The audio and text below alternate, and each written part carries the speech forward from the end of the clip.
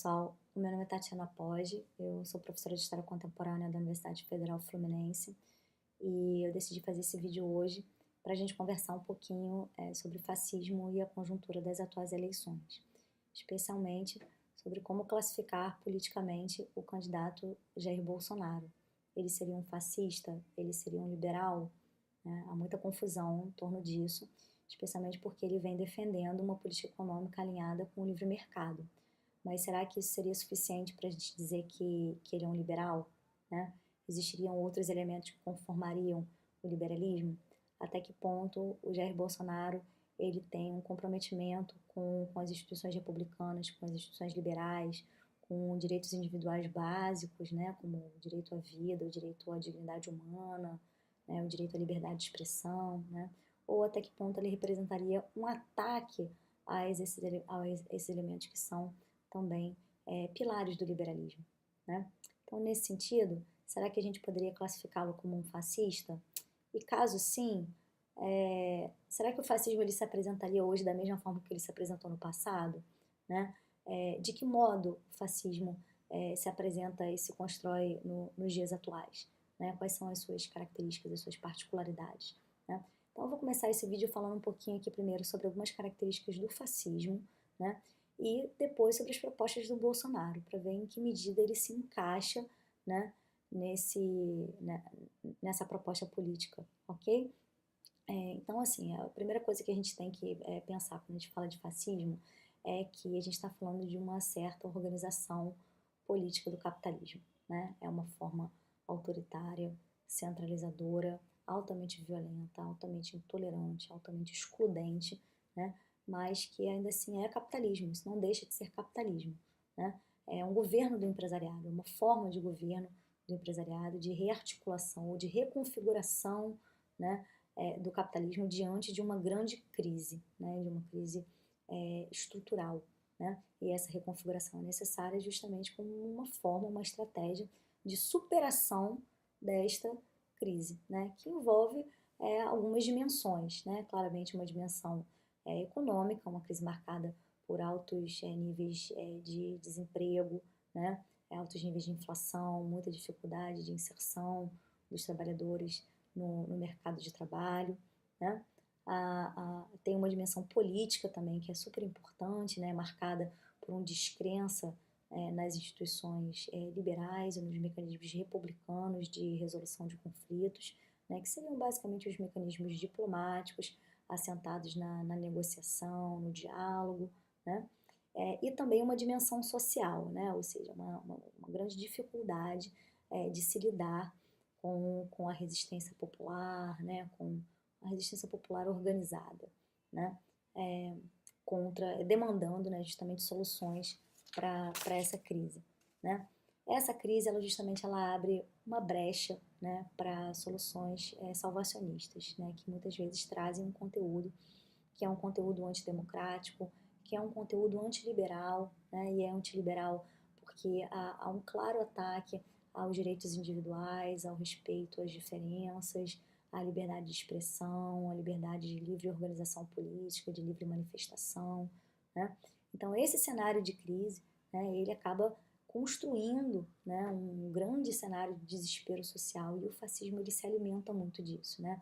Ele se alimenta do desespero social, da falta de horizonte, da falta de esperança, da falta de perspectiva de futuro mesmo, né? Ou seja, o fascismo se alimenta do medo, o fascismo é a política do medo, e é a partir dessa política do medo que ele constrói um movimento de massa, né? Engajando as pessoas em torno de uma proposta, né? Que por um lado, né, é uma proposta altamente sedutora, né? Porque o fascismo investe muito numa política de espetáculo, né?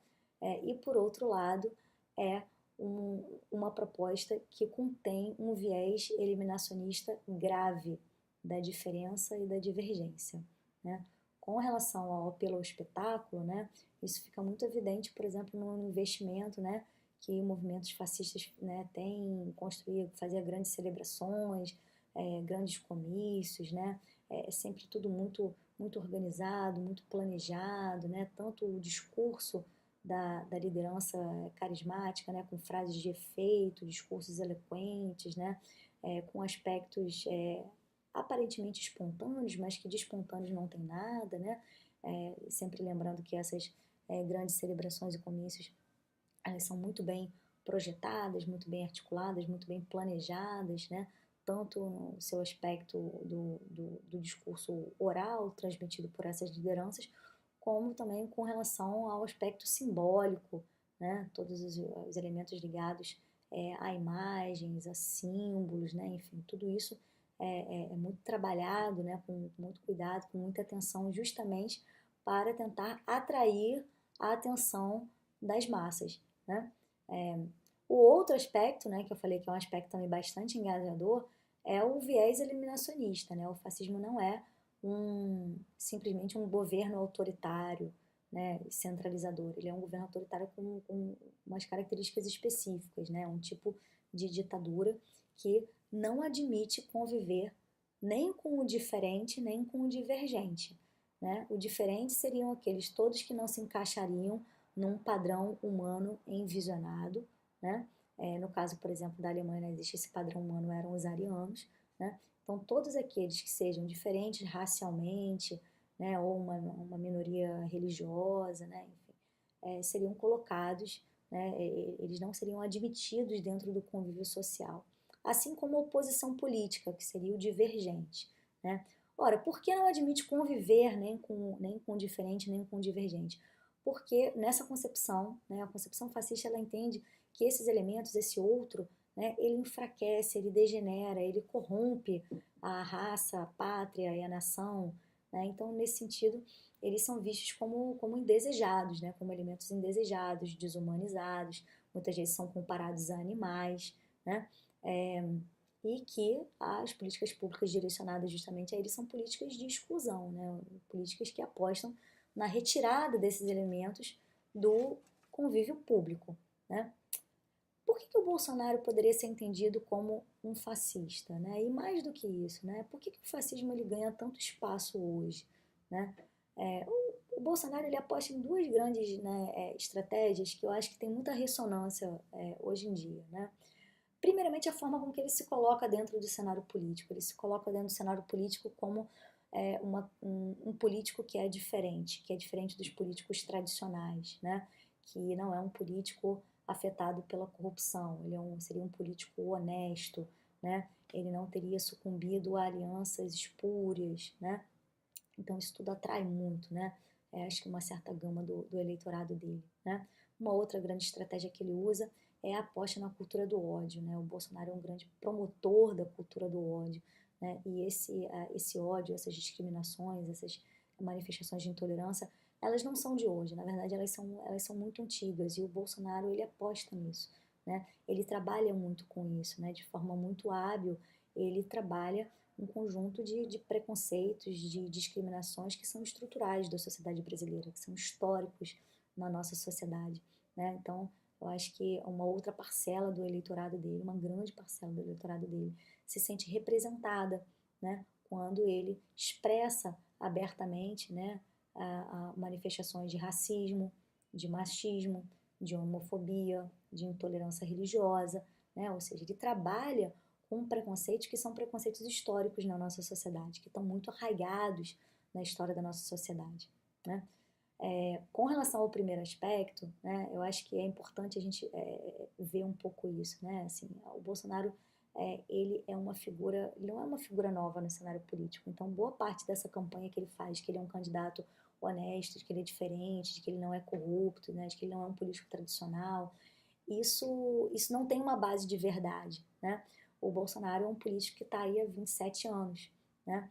E ao longo desses 27 anos ele sempre teve essas posições que foram posições controversas, posições polêmicas. Ele sempre atuou no cenário político exatamente como um político tradicional, né? Ele colocou a sua família dentro, dentro da política, assim como esses políticos tradicionais que ele tanto critica, né? Ele fez ao longo da sua vida alianças oportunistas para se manter no poder, assim como, né, os candidatos tradicionais que ele critica. E ele é corrupto, sim, ele é um candidato desonesto, sim, né? Primeiramente, né, ao longo da campanha dele, né, já vieram, né, sendo já saíram uma série de notícias, né, na grande imprensa que circularam em jornais, né, da grande mídia, né, enfim, revistas de grande circulação também, né, revelando, né, que na verdade o Bolsonaro não é um candidato honesto, né? A matéria, por exemplo, né, houve uma entrevista que ele concedeu à Rádio Jovem Pan em 2017, né, que revelou que o Bolsonaro recebeu propina da JBS via lavagem de dinheiro, né? Depois, uma outra matéria que foi publicada na Folha em janeiro de 2018 fala também, por exemplo, de funcionários fantasmas, né, que o Bolsonaro vem empregando ao longo desse tempo. Uma delas era uma vendedora de açaí, moradora de Angra dos Reis, e que era paga com o verba da Câmara, né, obviamente. Não trabalhava na Câmara, né, trabalhava lá na sua lojinha vendendo açaí, né. Outro funcionário fantasma, né, que foi revelado numa reportagem da revista Exame de 2018, agora de setembro, né, foi o próprio irmão do Jair Bolsonaro, né, que era empregado com um salário de 17 mil reais, né, ele foi empregado para trabalhar como assessor na Câmara e ele não trabalhava, né, assessor parlamentar, né, e não trabalhava, né, então ele recebia também sem trabalhar. Essas notícias revelam, né, que o Bolsonaro não é um candidato honesto, né, que ele também está metido, né, nesses laços de corrupção, assim como outros, né, candidatos que ele tanto critica, né? O que que isso, né, o que que isso leva, né? Enfim, para além, né, do fato, né, enfim, de ele ser um candidato corrupto, né? O Bolsonaro não é um candidato que tem um compromisso com as instituições republicanas, com as instituições democráticas, né? Como eu já havia falado anteriormente, né? Ele já está aí na vida pública há quase 30 anos, né? E ele sempre teve essas posições que são posições controversas e polêmicas. Numa entrevista no programa Câmara Aberta, né, uma entrevista do final da década de 90, o Bolsonaro defende abertamente a ditadura. Ele fez apologia à tortura nesse programa. Ele defendeu, inclusive, a morte do ex-presidente Fernando Henrique Cardoso, né? Disse que a ditadura matou pouco, que a melhor solução seria se tivesse matado mais, que o problema foi que a ditadura torturou, não matou. Né? Ou seja, isso mostra que desde muito cedo o Bolsonaro ele não tem o menor compromisso com as instituições republicanas, com o jogo democrático, né? Com o direito à vida, com o direito à dignidade humana. Né? Mais recentemente, numa entrevista à Globo News, né, o Bolsonaro já admitiu o fechamento do regime caso a crise se agravasse. Né? O general Mourão, que é o vice dele, também já declarou abertamente, né, fez críticas, né, à Constituição de 88, e já declarou que ele concebe a promulgação de uma nova Constituição, inclusive sem a participação de representantes eleitos pelo povo. Né? A questão é, né, assim, essas declarações sempre foram feitas por Bolsonaro há muito tempo, porém elas não tinham, né, o nível de repercussão que elas têm hoje. Né? O Bolsonaro, há 20, 15 anos atrás, não era uma figura assim tão difundida. Né? Essas ideias, né, que ele propõe, né, não tinham o nível de repercussão que tem hoje. Então, eu acho que a gente tem que começar a pensar um pouquinho o que mudou. Né?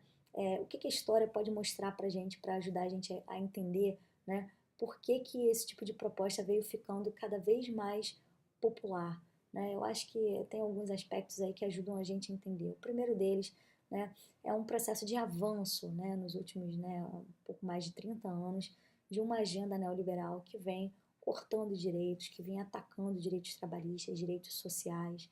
Né? E isso veio gradativamente comprometendo a qualidade de vida dos trabalhadores de uma forma geral e construindo, né, sendo um elemento importante para a gente entender a construção do cenário de desespero social, de falta de perspectiva e horizonte que a gente vive hoje. Né? Essas crises se agudizaram, né, a partir de 2008, principalmente em 2008, em 2014. Esse cenário de crise ele se agudiza, né, fazendo com que as pessoas se tornem ainda mais vulneráveis a um tipo de proposta como essa, que é uma proposta salvacionista. Né? Acho que é uma gama grande do eleitorado do Bolsonaro, né, que não é necessariamente, né, um conjunto de pessoas altamente racistas, machistas, né, que não admitem outras religiões ou homofóbicas, mas que são pessoas que simplesmente não acreditam em mais nada. Né? Eu acho que os escândalos de corrupção que vieram estourando nos últimos tempos contribuíram muito para isso também.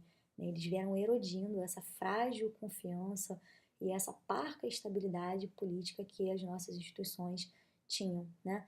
E qual foi o impacto disso, né? Foi justamente, né, a construção de um processo grande de descrença política, né? Veja bem, não é uma descrença em alguns partidos ou em alguns governos ou algumas personalidades políticas, mas uma descrença na política como um mecanismo de resolução de conflitos, de resolução de diferenças entre os grupos sociais, né? Uma descrença na política como um mecanismo de luta, como um mecanismo de transformação social, né? Então, eu acho que isso é gravíssimo e é algo que mobiliza muito, né, muitos potenciais, né, eleitores do Bolsonaro, para além da cultura do ódio, né? Então, veja bem, eu acho que esses dois elementos, né, eles contribuem bastante, né, para a agudização desse cenário de falta de esperanças, né, ao ponto das pessoas, inclusive, fecharem os olhos para as evidências, né, essas evidências de que ele não é um candidato honesto, de que ele não é corrupto, né, enfim, de que ele é corrupto, né. As pessoas, inclusive, fecham os olhos para isso, elas fecham os olhos para as evidências, para informações que vêm surgindo aí na grande mídia, né, e ao ponto também, inclusive, de muitas vezes não se sensibilizarem com o fato da proposta do Bolsonaro ser uma proposta abertamente racista, machista, homofóbica, autoritária, né? Eu não vou ficar aqui, né, discorrendo as diversas frases já conhecidas dele, né, as declarações onde ele desqualifica mulheres, onde ele ofende, inferioriza negros, indígenas e homossexuais, que eu acho que essas declarações já são bastante conhecidas, né? O que eu acho que é importante a gente refletir um pouco é que quando a gente está falando, né, do Bolsonaro ou do fascismo, né, uma figura como o Bolsonaro, a gente não está falando só de um candidato preconceituoso, né? A gente não está falando simplesmente de um candidato que discrimina determinados grupos sociais, né? A gente está falando de respeito ao próximo, a gente está falando de um compromisso com a intolerância, né? Com a tolerância e com respeito à vida, com respeito aos direitos individuais. E o Bolsonaro não tem compromisso com nada disso, né? Esses elementos, eles são pilares fundamentais do liberalismo e é por isso que um candidato como Jair Bolsonaro, ainda que ele defenda o livre mercado, né, ou seja, uma proposta econômica de livre troca, ele não pode ser caracterizado como um candidato liberal, né? Porque ele não tem o menor compromisso, né? Além dele não ter compromisso, ele chega ao ponto de agredir mesmo, de atacar elementos que são elementos muito fundamentais do liberalismo, né? Como os direitos individuais, como o direito à vida, como o direito à dignidade humana, como o direito à integridade física, né? Quando o Bolsonaro defende tortura, né? Ele está atacando o direito à integridade física dos indivíduos, né? O direito de liberdade de expressão, o direito de livre mobilização política, a diversidade de ideias, a pluralidade de ideias, né, dentro do cenário social, né? Esses elementos todos, né, eles são garantidos por um conjunto de instituições pelas quais o Bolsonaro também não tem o menor comprometimento, nem ele nem o vice dele, né? Dadas as declarações de possibilidade de fechamento do regime, dadas as declarações de aceitação de uma Constituição que não seja feita com participação popular, né? Então, eu acho que, assim, Bolsonaro é um claro ataque à democracia, ele é um claro ataque às instituições liberais, né? E não há projeto de livre mercado que faça a gente entendê-lo de forma diferente. Basicamente porque o liberalismo, ele não se limita à livre troca no mercado. Ele é composto também por outros elementos de caráter político, de caráter cultural, do imaginário, que o Jair Bolsonaro não tem compromisso com isso, né? Então, por exemplo, né, eu vou dar só outros, né, dois rápidos exemplos sobre isso, né? O Jair Bolsonaro defende propostas, né, de censura, de perseguição, de clara perseguição política, né? Em campanha, uma atividade que ele fez no Acre, ele admitiu publicamente que ele iria metralhar a oposição, né? Além disso, Jair Bolsonaro é um candidato que apoia o projeto Escola Sem Partido, né? Que é um projeto de cerceamento da diversidade, de cerceamento da diversidade de ideias dentro da escola, que impede o livre debate, que impede a liberdade de expressão, a ampla difusão de informação. E isso é gravíssimo, né? Porque a gente só pensa quando a gente é exposto a ideias diferentes, quando a gente é exposto à contradição, né? Quando a gente sai da nossa zona de conforto, né? Então, um candidato que não tenha um compromisso com a salvaguarda desses direitos, né? E um candidato que entenda que uma escola não é um espaço de pensar, que uma escola não é um espaço de debate, né? É um candidato altamente perigoso, né? Não só à democracia, mas à civilidade, né? Então, veja bem, né? Porque no fim, o que a gente está falando, né? O projeto Escola Sem Partido é um projeto que tem partido, sim. É um projeto que tem uma posição política, sim. E que é uma posição conservadora, é uma posição antiliberal, é uma posição anti-intelectual, é uma posição que defende o obscurantismo, né? O não acesso à informação, a ignorância, né? Então, isso é altamente perigoso para a formação cidadã, né? Ou seja, de um sujeito, de um cidadão pensante, de um sujeito ativo, de um sujeito que procure compreender o seu mundo e atuar nesse mundo e transformar esse mundo, né? Como pensar o mundo se a gente não tem acesso à diversidade de discursos e à pluralidade de ideias e de pensamentos, né? Realmente fica muito complicado. Com relação à questão social, o Bolsonaro também não oferece uma resolução, uma alternativa para a questão social, né? Ao longo da sua carreira política, né, o Bolsonaro veio aprovando uma série de projetos de ataques a direitos dos trabalhadores, né? Recentemente, o Bolsonaro votou a favor, né, de um projeto de lei que congela investimentos sociais por 20 anos, investimentos públicos em saúde, investimentos públicos em educação, em assistência social, né? Ou seja, então, como melhorar a qualidade de vida da grande maioria das pessoas, que inclusive não tem dinheiro para pagar uma escola particular, que não tem dinheiro para pagar um plano de saúde, que depende da assistência social, né, para manter um mínimo de sobrevivência, se os gastos públicos foram congelados por 20 anos. E o Bolsonaro aprovou isso, né? Bolsonaro é a favor da reforma da Previdência. Nós já tivemos algumas aqui ao longo da nossa história, né, da nova república.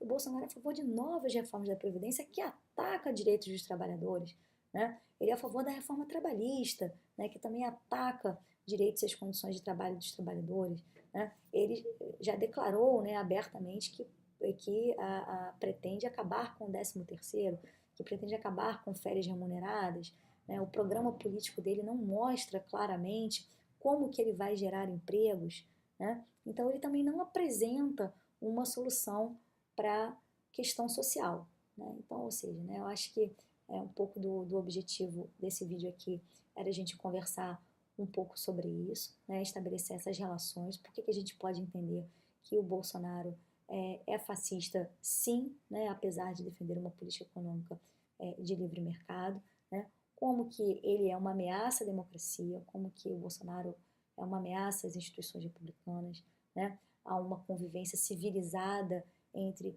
os diferentes cidadãos dentro de uma sociedade, né? Então, meu apelo aqui hoje, a partir desse vídeo, né, é que independente do candidato que você venha a escolher, né, que a sua opção seja uma opção pela civilidade, pela democracia, pelo respeito e pela tolerância, né? A opção em Jair Bolsonaro, né, é uma opção pelo fascismo, sim, é uma opção pela barbárie, é uma opção pelo obscurantismo, pelo retrocesso, né? E eu acho que o mínimo que a gente pode fazer é lutar contra isso, né? Para que a gente consiga avançar no sentido de uma sociedade mais justa, mais tolerante, mais inclusiva, com mais paz, né? Então é isso, gente. Amanhã votem consciente, votem com amor, né? E votem com responsabilidade, ok? Uma boa noite. Tchau, tchau.